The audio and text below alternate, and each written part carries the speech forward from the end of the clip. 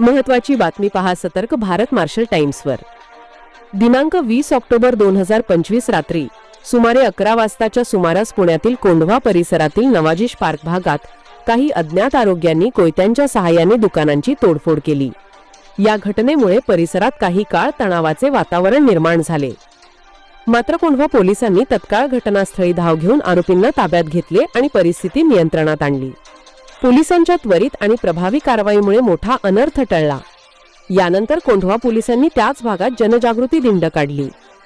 नागरिकांमध्ये कायद्याबद्दल जागरूकता निर्माण करण्यासाठी आणि शांततेचा संदेश देण्यासाठी ही मोहीम राबवण्यात आली। कोंढवा पोलीस नागरिकांना आवाहन करत आहेत, तोडफोड, हिंसा किंवा बेकायदेशीर कृत्य दिसताच तात्काळ पोलिसांना कळवा। दोषींवर कठोर कारवाई केली जाईल। शांतता, कायदा आणि सुव्यवस्था राखणे ही आपल्या सर्वांची जबाबदारी आहे। कोंढवा पोलिसांना सहकार्य करा आणि पुणे सुरक्षित ठेवा। आपण पाहतात सतर्क भारत मार्शल टाइम्स पुणे।